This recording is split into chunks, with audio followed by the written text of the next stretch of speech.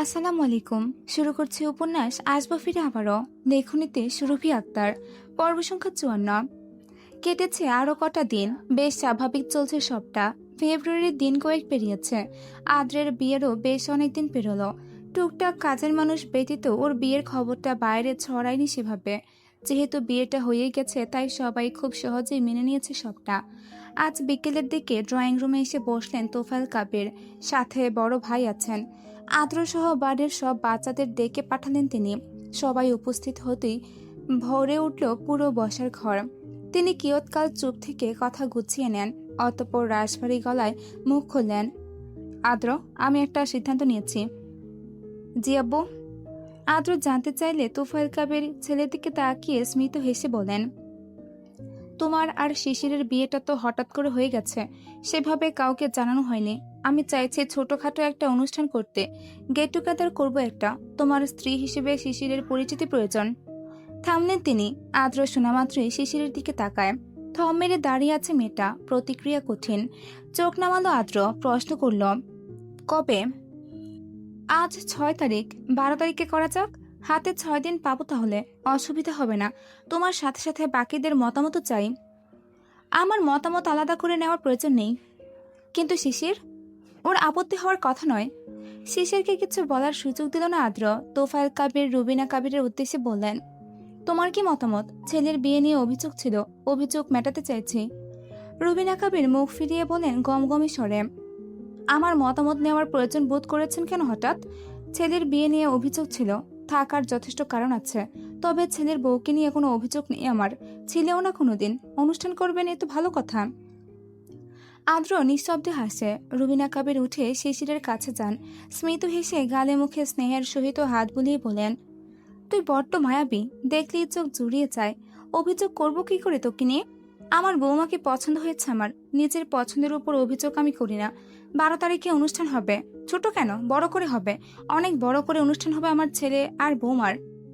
একটু থামলেন ভদ্রমহিলা। শিশিরের হাত ধরে বললেন, আমার রুমে চল, দরকার আছে তোর সাথে। মেঘা গুটিসুটি মেরে দাঁড়িয়ে আছে এক পাশে, মুখ মলিন। একটু হিংসে হলো রবিনা কাবির ওকে আদর করলেন না। অবশ্য এখনো ওকে বউ মানে কিনা সন্দেহ। শিশিরের সাথে কয়েক সিঁড়ি উঠে পিছু ফিরলেন ভদ্রমহিলা। মেঘা, তুই দাঁড়িয়ে আছিস কেন? আয় আমার সাথে। অমনি চিকচিক করে উঠল মেঘা, পিছু ছুটল সেও। দুই বৌমাকে বিছানার উপর বসিয়ে রেখে আলমারি ঘাটছেন রুবিনা কাবির। মেঘা আগ্রহ নিয়ে দেখছে তাকে। অবশেষে কতগুলো গয়নার বাক্স নিয়ে ওদের সামনে এসে দাঁড়ালেন তিনি। এক একটা বাক্স খুলে খুলে সব গয়না একে একে বের করে বিছানার উপর ছড়িয়ে দিলেন। প্রত্যেকটাই সেম ডিজাইনের দুটো করে গহনা। দেখে মনে হচ্ছে অনেক আগের। দুই ছেলের দুই বউয়ের জন্য একভাবে গড়া হয়েছে। সব ধরনের জুয়েলারি আছে। রুবিনা কাবির দায়িত্ব নিয়ে দুটো ভাগ করলেন। একে একে দুজনের হাত, গলা, আঙ্গুল, কপাল, কান সবখানে গহনাগুলো ধরে ধরে দেখলেন। অতঃপর হাফ ছেড়ে দুজনের মাঝে বসে পড়লেন। এগুলো তোদের দুজনের, সামনে অনুষ্ঠান। শিশির, সেদিন তুই এগুলো পরবি। আর মেঘা, তোর খবর কি বলতো? ভেবেছিস কি আমরা অন্ধ, দেখি না কিছু?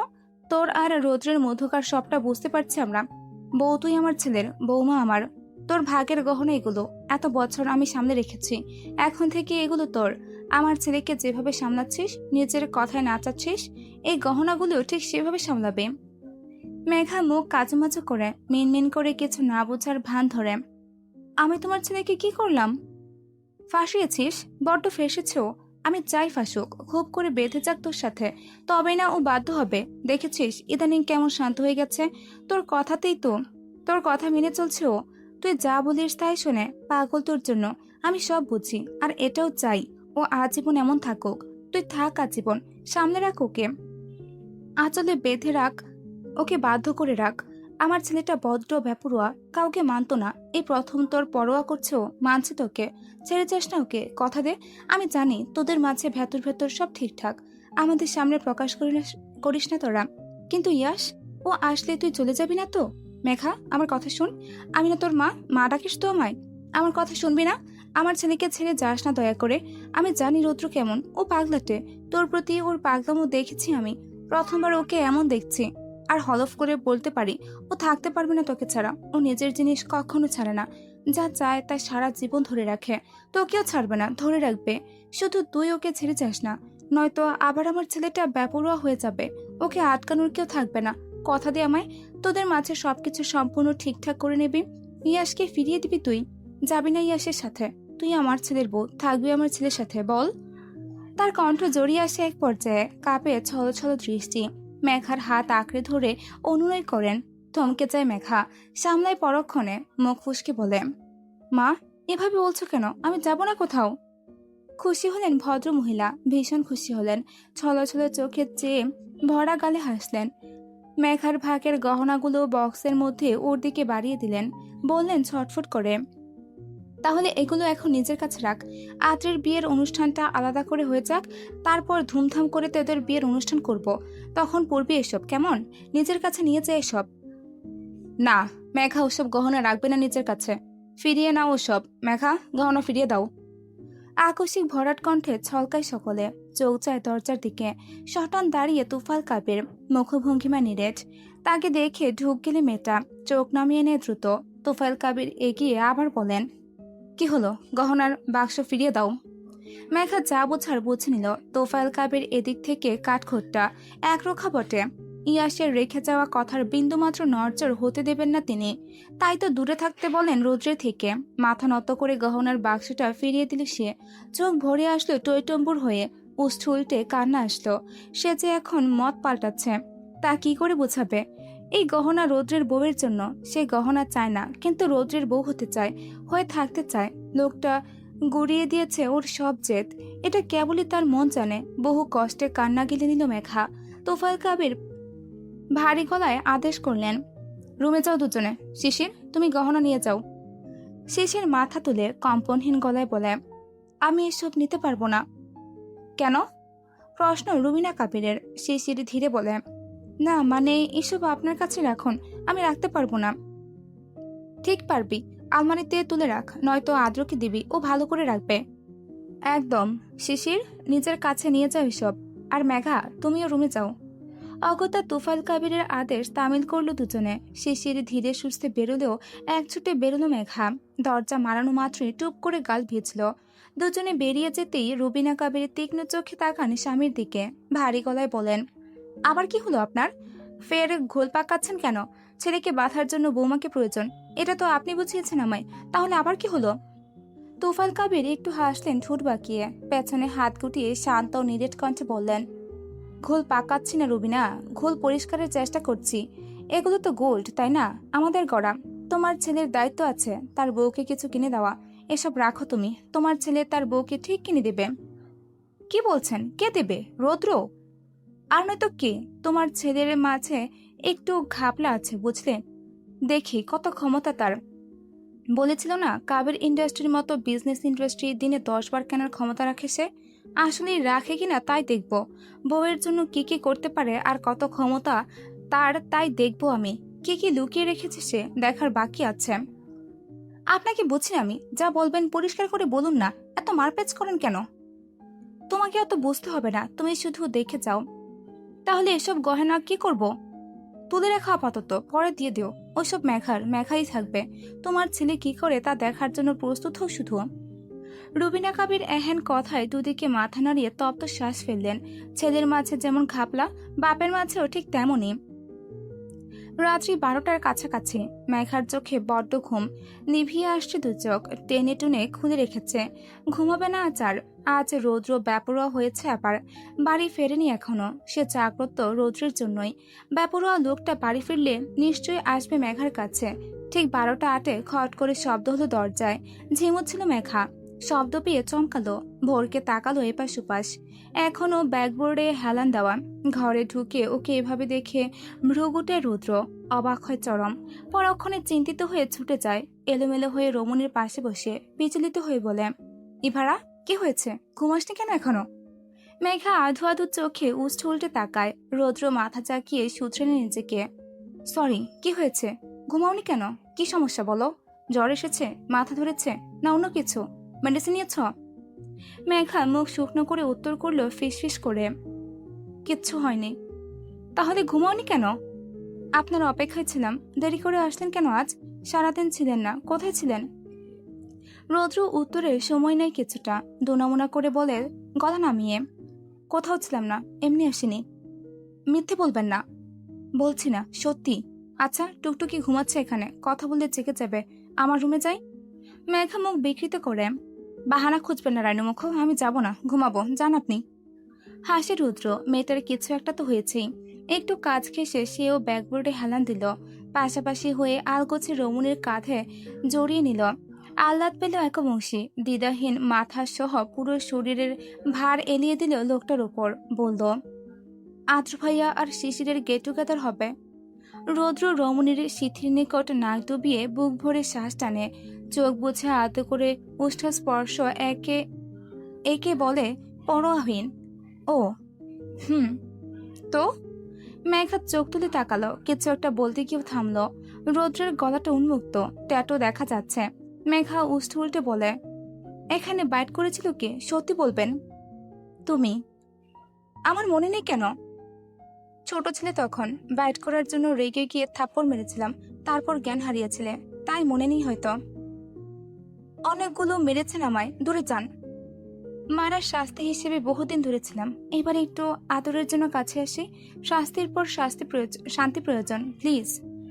রৌদ্র ফিসফিসিয়ে বলে। মেঘা ঠেলে দেয় ওকে, বাহর নিকট মুখ লুকিয়ে বলে, অসভ্য লোক, সবসময় বাঁচা কথা। সভ্য মেয়ে, ভালোবাসি তো, এমন করো কেন?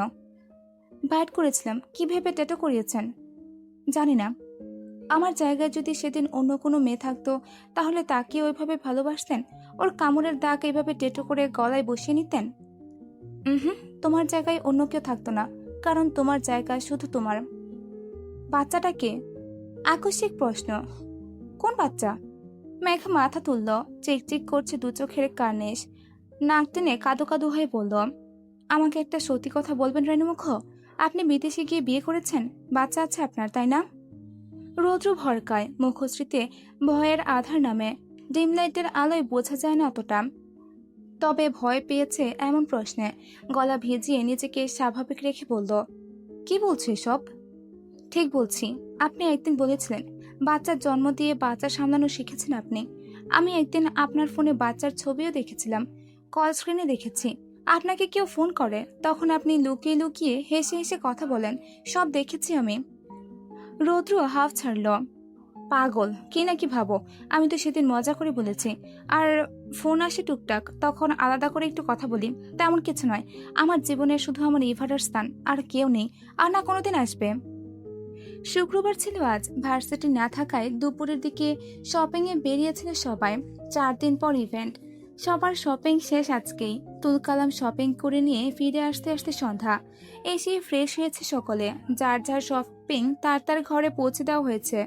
শপিংয়ে সবাই গেলেও মেঘা যায়নি। মেয়েটা ভীষণ উদ্গ্রীব ছিল যাওয়ার জন্য, কিন্তু তোফায়েল কাপের যেতে দেননি।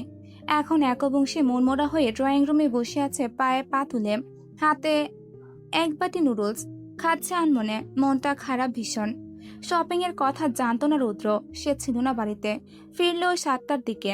মেঘাকে থমথমে মুখে এক কোণে বসে থাকতে দেখে চোখ শুরু করে, আগে কিছু না বলে ফ্রেশ হয়ে আসে, নামতে নামতে হাঁক ছাড়ে, মম, 1 কাপ কফি দাও। রৌদ্র মেঘার পাশে গিয়ে বসলো, খুব কাজ ঘেঁষে বসলো।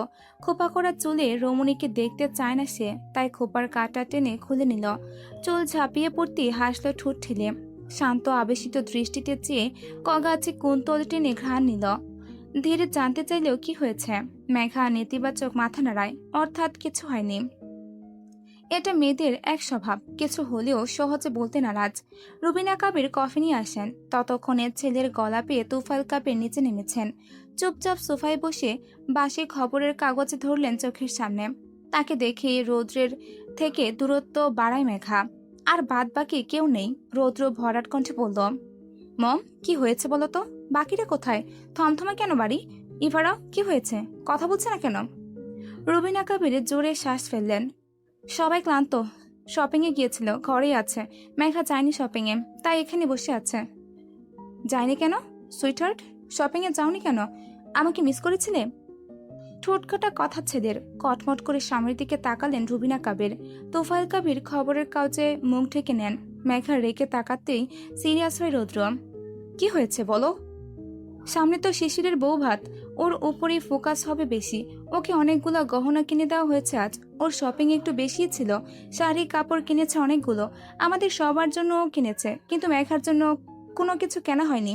মেঘা তো সহজে কিছু পছন্দ করে না, আর আমাদের এসব কিনতে কিনতেই দেরি হয়ে গেছে, তাই আলাদা করে মেঘার জন্য কিছু কেনা হয়নি। এতে মেঘার মন খারাপ হয়েছে একটু। এমনিতেও তো ও আমাদের টাকায় চলে না, শপিং এ যায়নি, তাই আগ বাড়িয়ে ওর জন্য কিছুই কিনিনি। বলতে বলতে এক পাশে বসলেন রুবিনা কাবির। আরো বললেন, মেঘা, আমি আদ্রকে বলেছি কাল ও তোকে শপিং এ নিয়ে যাবে। তখন পছন্দ মতো কিছু একটা কিনে নিস, টুকটাক জুয়েলারিও নিস, কেমন?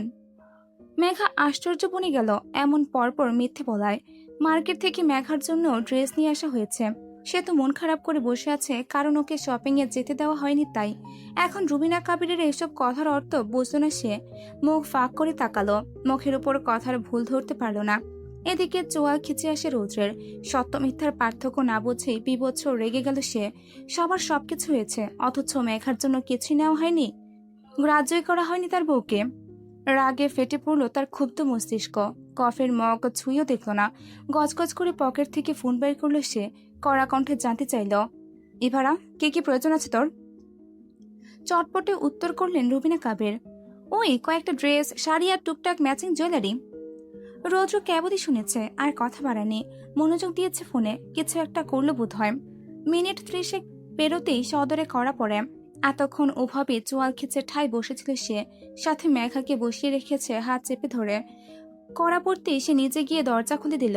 দরজার বাইরে জনতিনেক যুবক, সকলের হাতে ব্যাগ অগণিত। রৌদ্রকে দেখে মাথা নোয়ালো তারা।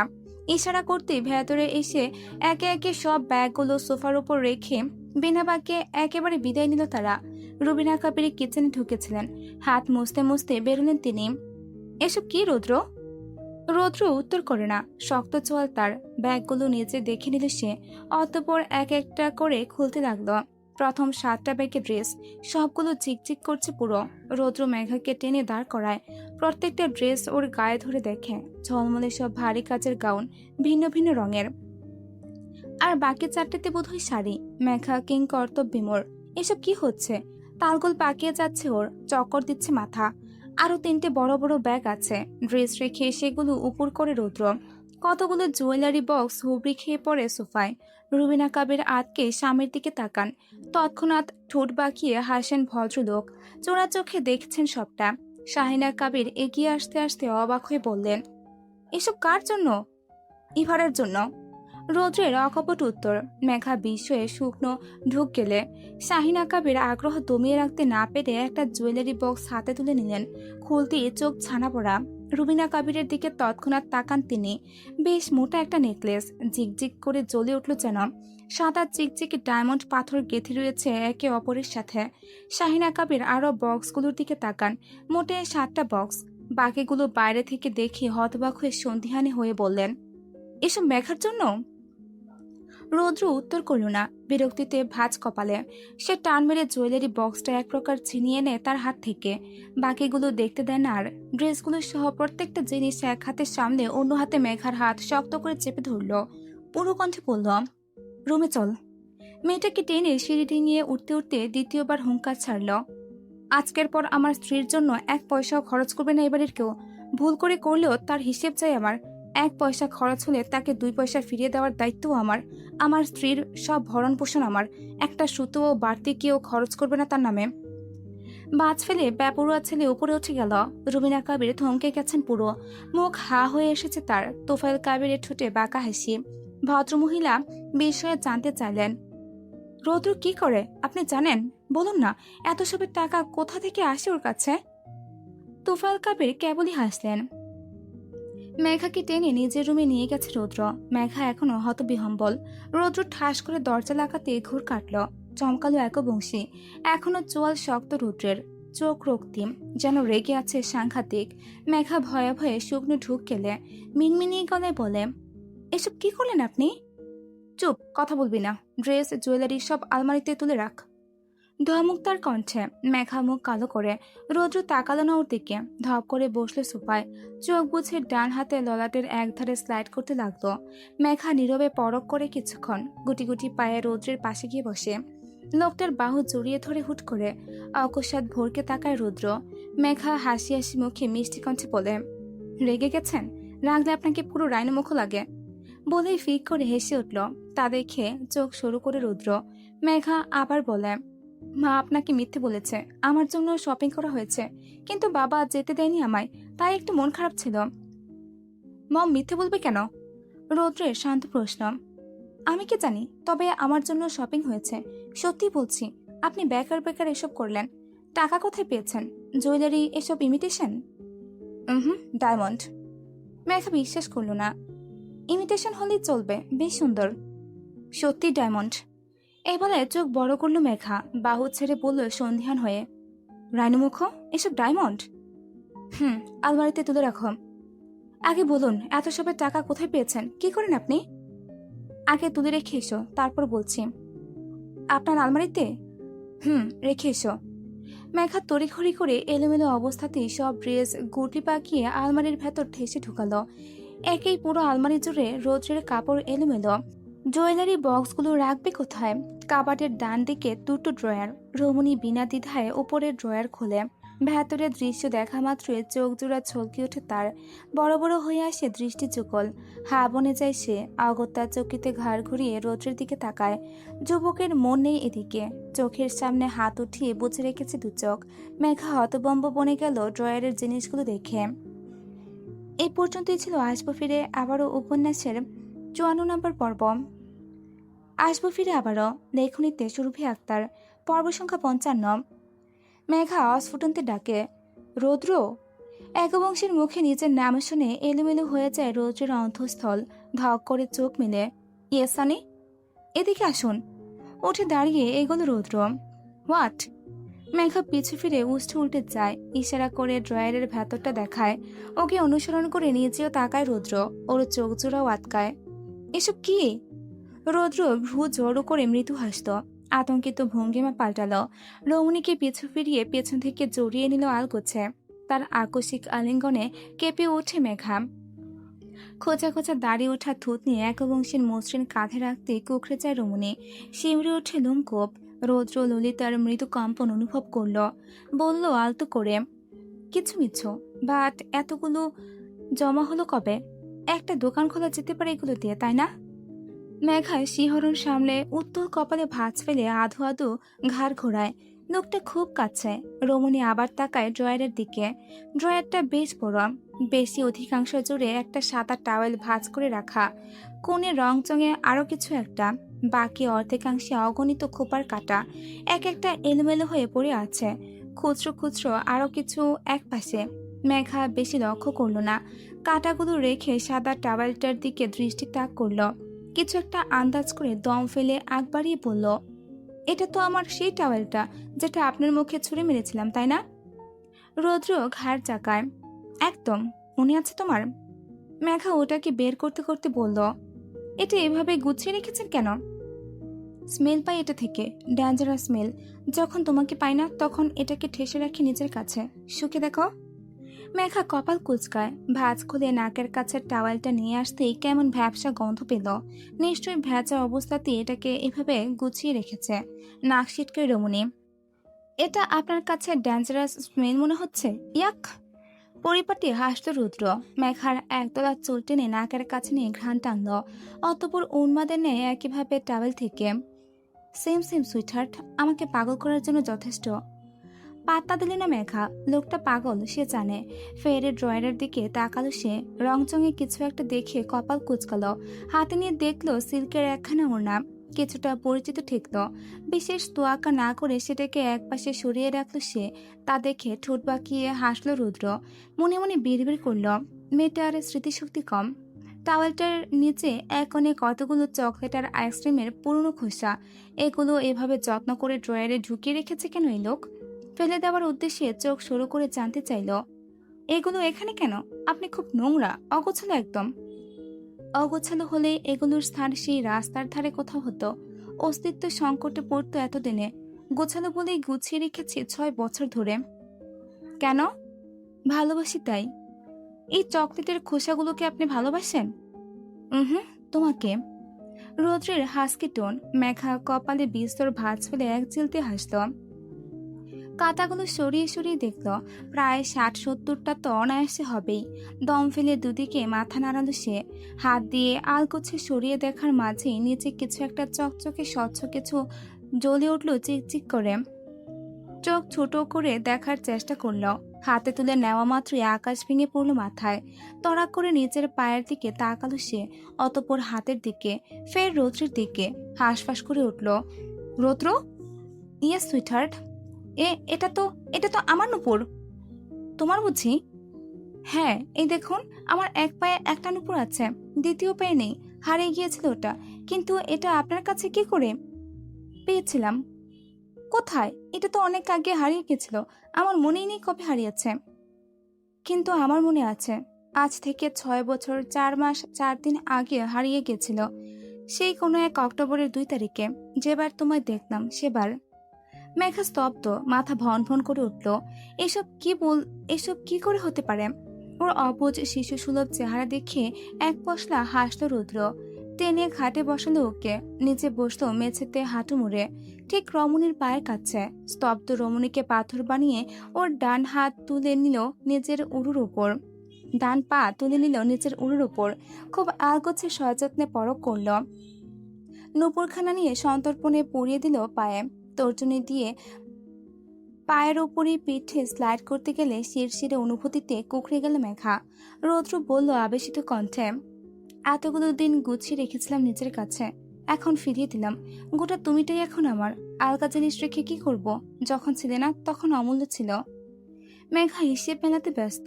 রৌদ্রের কথাগুলো কানে নিল না সে। বলল চিন্তিত হয়ে, আপনি কি বলছেন বলুন তো? এটা কোথায় পেয়েছেন আপনি? অনেক আগে হারিয়ে গিয়েছিল এটা। আপনার সাথে তখন দেখাই হয়নি আমার। আমাদের প্রথম দেখা হয়েছে 9 সেপ্টেম্বর 2019, আর সেই দিনই আপনি আমায় ফোর্স করে বিয়ে করেছিলেন। তারপর 5 বছর পর 2রা অক্টোবর 2024 ফেরত এসেছেন আপনি। তখন আমাদের দ্বিতীয় সাক্ষাৎ হয়, আর আপনি বলছেন এটা পেয়েছেন 6 বছর আগে, সেটাও 2 অক্টোবর। কিসের এই 2 অক্টোবর? এক হয় কিভাবে? আপনি এটা পেয়েছেনই বা কিভাবে? বলুন না রৌদ্র, তালগোল পাকিয়ে যাচ্ছে আমার সবটা। রৌদ্র ক্লান্ত হয়ে দম ফেলল। মেঘার উৎকণ্ঠা বুঝল সে। চাপল নিজের উচ্চাটন, আলগোছে মাথায় নিয়ে একবংশের কোলে রাখল। চোখ বুঝে আষ্টে পৃষ্ঠে কোল জড়িয়ে নেওয়ার চেষ্টা করে বলল শান্ত কণ্ঠে, ভালোবাসি সুইটহার্ট, ভীষণ ভালোবাসি তোমায়। জোর করে বিয়ে করেছি এটা দেখেছ, অথচ ভালোবাসাটা দেখনি। এত বোকা কেন তুমি? যেন আমায় একটু মনে করে দেখো। আমি তোমার খুব পরিচিত, তবে সে পরিচয় যে আমার চাই না তাই তো লোকায়, ভয় হয় যদি ভুল বুঝো। প্লিজ জান পাখি, ভুল বুঝো না কখনো। আমি ভুল নই, ভালোবাসা তোমার, ভালোবাসি খুব। সকাল সকাল ভার্সিটিতে বেরোনোর সময় হয়ে গেছে। তৈরি শিশির অনেক আগে ঘুম থেকে উঠে তৈরি হয়ে নিয়েছে, নিচেও নেমেছিল। ব্রেকফাস্ট বানাতে টুকটাক সাহায্য করে আবার উপরে উঠেছে। আজের ঘুম ছুটেছে একটু দেরিতে। শিশির রুমে গিয়ে দেখে লোকটা মিররের সামনে দাঁড়িয়ে হাসছে মিটিমিটি।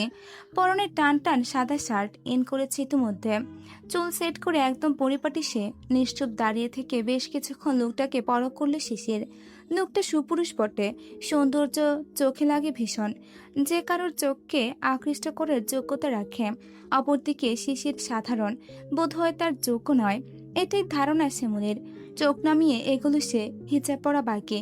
ওর পরিস্থিতির আভাস পেয়ে হাসি লুকায় আদ্র, নিজেকে গুরুভার করে ডাকে, শিশির একটু এদিকে এসো তো। মেয়েটা যাচ্ছিলই, হিজাব নিয়ে আয়নার সামনে আদ্রের পাশাপাশি দাঁড়ালো। ডাকে তোয়াক্কা করলো না। অবশ্য ঘরের 4 দেয়ালের মাঝে ওদের কথা হয় কম। আদ্র যবে এক বাড়িয়ে কথা বলে তবেই একটু জবান খুলিল মনে। তার সাড়া না পেয়ে আদ্র আবার বলল, আই বেয়াদব, ডাকছি তো। হিজাব পরে বাঁধো, আগে আমার কাজ করে দাও। কি? শার্টের বাটন খুলে গেছে, লাগিয়ে দাও। আবদারে ভ্রু কুচকে গেল শিশির। তাকালো লোকটার বুকের নিকট, ওপর থেকে দ্বিতীয় বোতামটা নেই, খুলে এসেছে আদ্রের হাতে। দুটোই লক্ষ্য করল রমণী। মুখ ফিরিয়ে বলল, পারবো না, অন্য শার্ট পরে নিন। আমিও পারবো না, এটা আয়রন করেছি, একটা বোতাম খুলে গেছে কেবল, লাগিয়ে দাও। বললাম তো পারবো না, নিজের কাজ নিজে করে নিন। নিজের কাজ নিজে করতে পারলে তোমাকে এনেছি কেন বেয়াদব? আমি বলিনি আমাকে আনতে।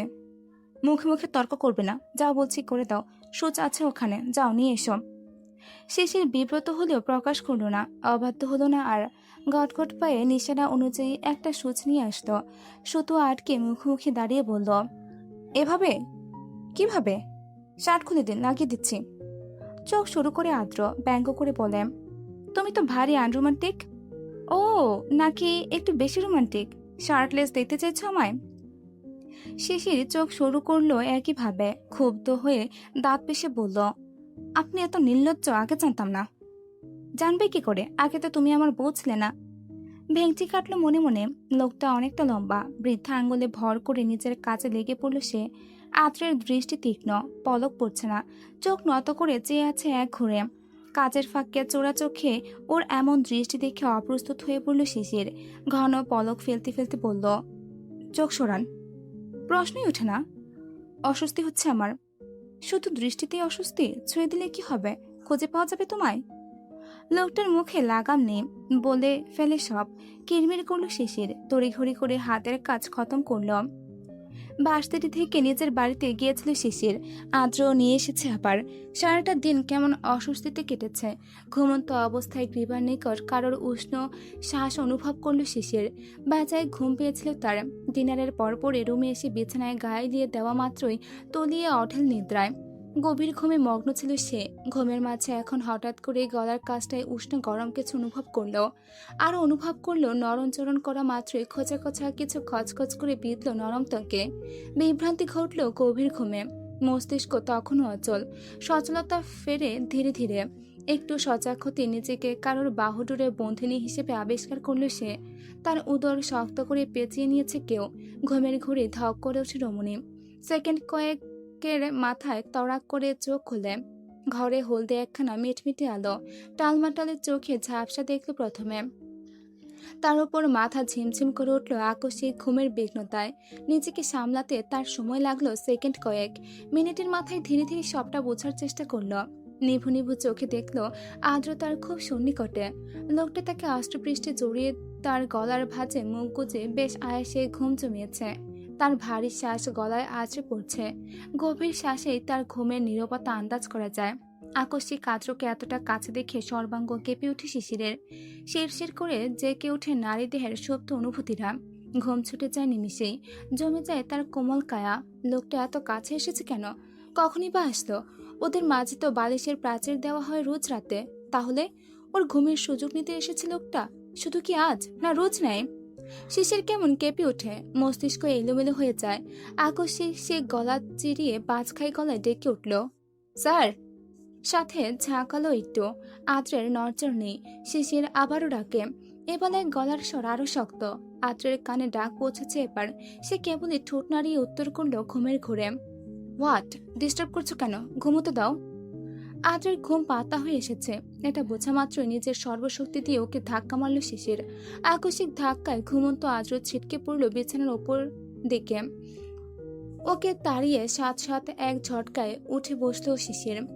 চোখ মুখ খেচে খেকিয়ে উঠল, আপনার সাহস কি করে হয় আমার কাছে আসার? একটু ঘুমিয়েছিলাম বলে সুযোগ নিতে এসেছেন?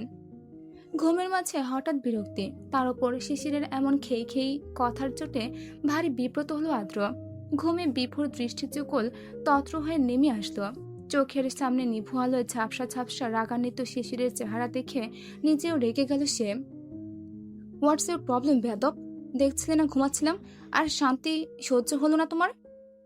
ঘুমাচ্ছিলেন তো আমার কাছে কি? বাউন্ডারি ক্রস করছেন কেন আপনি? আমি বলেছিলাম আমার কাছে আসবেন না, তবুও কোন সাহসে জড়িয়ে ধরেছেন আমায়? আদ্র প্রচন্ড রেগে উঠে বসে চিপিয়ে বলে, এনাফ ইজ এনাফ, অনেক হয়েছে। হাজব্যান্ড আমি তোমার, কি করেছি আমি? শুধু তো জড়িয়ে ঘুমাচ্ছিলাম। জড়াবেন না আমায়, ছবেন না। শিশির, বাড়াবাড়ি করবে না। আমি সহ্য করি বলে সহ্য ক্ষমতার পরীক্ষা নিচ্ছ? আমি তো বলিনি আমাকে সহ্য করতে। জোর করে কেন সহ্য করছেন? ছেড়ে দিন আমায়। ব্যাস, আদ্রের চোয়াল মাত্রাতিরিক্ত শক্ত হতে সময় লাগে না। বিবৎস রাগে তীর তিরিয়ে কেঁপে ওঠে সে। তড়া করে মস্তিষ্কে রক্ত চড়ে, রক্তিম হয়ে ওঠে চোখ জোড়া। কি পেয়েছে এই মেয়েটা? কেন বুঝতে চায় না ওকে? নাকি বুঝেও বোঝার চেষ্টা করছে না? এই, কি সমস্যা তোমার বলো? ছাড় চাও কেন বারবার? বোঝো না আমি তোমাকে ছাড়বো না? বউ তুমি আমার, দুদিন বাদ সবাই জানবে এটা। এখনো কিসের এত জেদ? শিশির ব্যথা পায়, চোখ ছলছল করে আজের আকস্মিক হিংস্রতায়। ছাড়ুন, ব্যথা পাচ্ছি। পাও ব্যথা, আমিও ব্যথা পাচ্ছি। এটা দেখতে পাচ্ছ না? আরে প্রবলেম কি তোমার? চাওটা কি? ডিভোর্স। কণ্ঠ কাঁপলেও বেফাঁসে সরু কণ্ঠে উচ্চারণ করে বসল তৎক্ষণাৎ। আদ্র আর নিজেকে ধরে রাখতে পারল না। বারংবার এই মেয়ের অবাধ্যতায় ক্ষুব্ধ সে। এবার চরমে পৌঁছালো ক্ষুব্ধতা। হাত উঠে গেল নিয়ন্ত্রণহীন। কথা শেষ হতে না হতে ঠাস করে একটা দাপটে থাপ্পড় আছড়ে পড়ল শ্যামলীর বাম গালে। আকস্মিক আক্রমণে খেই হারিয়ে খাটের ব্যাকবোর্ডের দিকে ছিটকে পড়ল রমণী। থাপ্পড়ের পশ্চাতে কপালে গিয়ে ঠেকল শক্ত কাঠে। শেষের টাল সামলাতে বেশ হিমশিম খেল। একই সদ্য ঘুম ছোটা, তার উপর চরের আঘাতের পাশাপাশি কপালের দগ্ধ ব্যথা, সব মিলিয়ে মাথা চক্কর দিয়ে উঠল মেয়েটার। আখি কোটরে পানি ধরে রাখতে পারল না বেশিক্ষণ। কোটর ফেটে ঝরঝরিয়ে পানি গড়ালো গাল ছাপিয়ে। সূচক মৃদু আর্তনাদ করে ফিকড়ে উঠল রমণী। তার কান্নার শব্দে হুঁশ ফেরে লোকটার। রাগে থরথরিয়ে কাঁপা শরীর শান্ত হয় তরিতে। চোখে মুখে আটকে ওঠা ভাব ফুটে ওঠে তার। শ্যামলীকে কাঁদতে দেখে মনে পড়ে নিজের করা শক্ত আঘাতের কথা। অমনি ছটফট করে উঠে বসে সে। শিশির, এই কাঁদছো কেন? লেগেছে বেশি? দেখি, তাকাও আমার দিকে। ব্যথা পেয়েছো খুব? আদ্র ওকে আগলে নিতে গেলে শিশির পিছিয়ে যায়, কেঁদে উঠে শব্দ করে। বাম গালে হাত চেপে ধরে বিছানা থেকে নামে। আদ্র ওকে হাত বাড়িয়ে ছুতে গেলে ক্রন্ধনরত স্বরে বাধা দেয় থেমে থেমে। খবরদার, কাছে আসবেন না আমার, ছোবেন না আমায়। মারলেন আপনি আমাকে? আপনি খুব খারাপ, খাটাস লোক, দূরে যান আমার থেকে। কথা শেষ করে আর দাঁড়ালো না। এলোমেলো উদ্যত পায়ে দ্রুত দরজা খুলে এক ছুটে বেরিয়ে গেল বাইরে। ও বেরোতেই নিজের মাথা চেপে ধরে আদ্র। নিজের ওপর চরম ক্ষুব্ধ হয় সে। ফর্সা শরীর তার টকটকে লাল হয়ে ওঠে।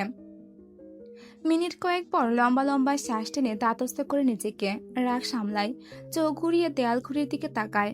রাত্রি তখন 2:47। সময় দেখে ঠুক গেল আদ্র। চোখ বুঝে উপর থেকে মাথা তুলে আবারও বেশ কয়েকটি লম্বা শ্বাস টানল। ঠোঁট পিছিয়ে ধীর পায়ে ঘর ছাড়ল নিজেও। সেই মিনিট 15 ধরে ড্রয়িং রুমের সোফায় বসে ফুপিয়ে কাছে শিশির। হেঁচকি উঠে গেছে এক পর্যায়ে।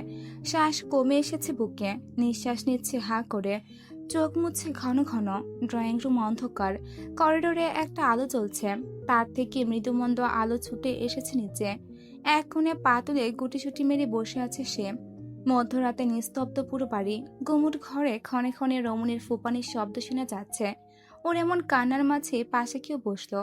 কে সে তা শিশিরের বুঝতে বাকি নেই। লোকটার দিকে না তাকিয়ে উল্টো দিকে মুখ ফিরিয়ে নিল সে।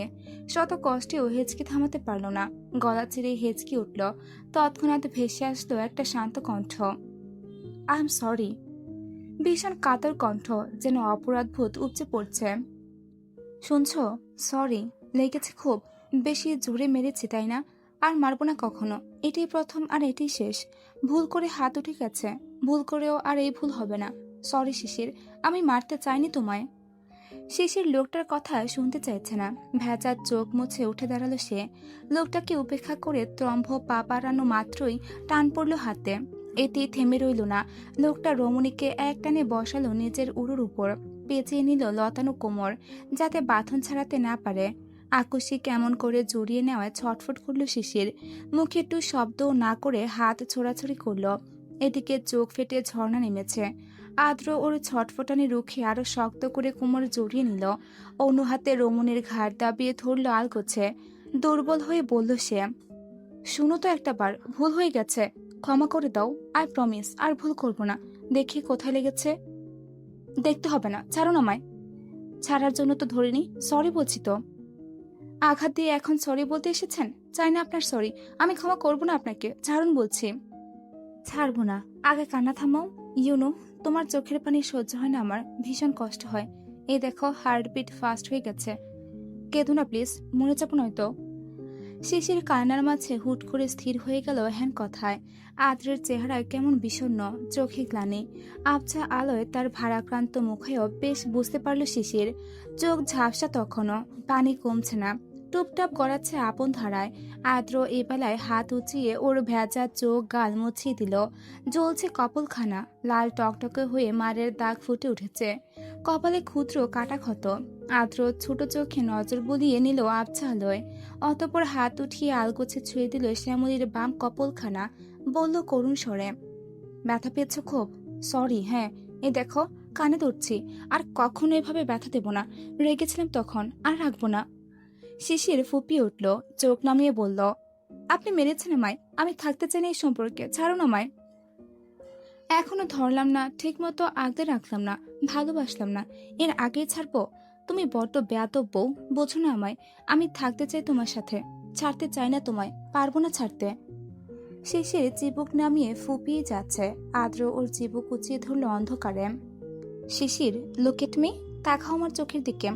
আমি জানি আমাদের বিয়েটা স্বাভাবিক পরিস্থিতিতে হয়নি, তবে হয়ে তো গেছে। এখন আর কিসের এত দ্বিধা তোমার? আমি কখনো জোর করিনি তোমায়, এখনো অবধি তোমার অনিচ্ছাকে প্রাধান্য দিয়ে এসেছি। আমি জানি আমার সংস্পর্শে অকওয়ার্ড ফিল করো তুমি, কিন্তু এভাবে আর কতদিন? আমরা হাজব্যান্ড ওয়াইফ, আমাদের সম্পর্কটা হালাল, বুঝো না তুমি? কেন এমন করো বলবে? আদ্রের শান্ত প্রশ্নে শিশিরের চোখ তুলে চাইল। চোখোচোখি হতে নাক টানল সে। উদ্যত হলো কিছু বলার জন্য, হেঁচকি উঠেই যাচ্ছে, অসুবিধা হচ্ছে শ্বাস নিতে। আদ্র ওর অবস্থা বুঝল। কোমর ছেড়ে দু হাতের আঁচলে রমণীর মুখখানা আগলে নিয়ে ভেজা ভেজা পুরো মুখশ্রী মুছিয়ে দিল। গালে কপালে ল্যাপটানো খুচরো চুলগুলো আলগোছে গুছিয়ে দিয়ে মোলায়েম কণ্ঠে বলল, রিল্যাক্স শিশির, আমি আছি তো, ধীরে বলো। আপনি আমার প্রফেসর, এতদিন আপনাকে অন্য চোখে দেখে এসেছি আমি। এখন এভাবে হঠাৎ করে কিভাবে স্বামী হিসেবে মানবো আপনাকে, এটা ভাবলে অস্বস্তি লাগে আমার। শিশির আর দুনুমুনো করল না, কানা গেলে পরপর বলে দিল কথাগুলো। আদ্র চোখ শুরু করে, একটুও ভাবে না, প্রতি উত্তরে ছট করে বলে, তাহলে চাকরিটা ছেড়ে দিই। ছেড়ে দিলে আর টিচার থাকবো না আমি তোমার, তখন আমাকে মানতে অসুবিধা হবে না নিশ্চয়ই? ছেড়ে দেবো চাকরি? শিশির তাজ্জবনে তাকালো বড় বড় চোখে। এ বেলায় চোখের পানে চোখেই আটকালো। হেঁচকে থামলো তার। লোকটা কি বলছে? কি বলছেন? আমার জন্য চাকরি ছাড়বেন? ছেড়ে দেব, কারণ আমি তোমার পারফেক্ট হাজব্যান্ড হতে চাই শিশির, প্রফেসর নয়। তোমাকে চাই আমি, সংসার করতে চাই তোমার সাথে। তোমার বিপরীতে আমার কাছে চাকরি কোনো ব্যাপার নয়, তুমি সবার আগে, বাকি সব তুচ্ছ। শিশির বড়সড় অবাক হলো, দৃষ্টিতে ঘোর। লোকটা তাকে চেনে কতটুকু? এভাবে দুদিনের সংসারের জন্য নিজের চাকরি ছেড়ে দেবে? সজ্ঞানে আছে তো এই লোক।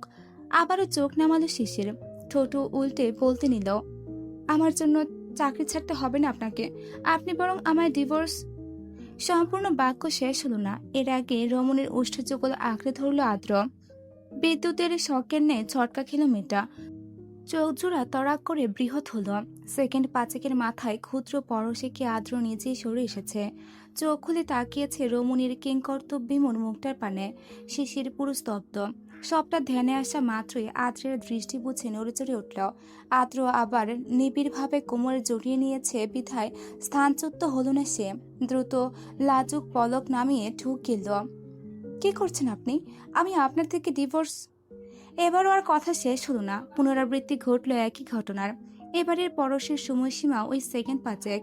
শেষের দ্বিতীয়বার বিদ্যুতের শক খেল, ঝাঁকুনি বয়ে গেল সর্বাঙ্গে।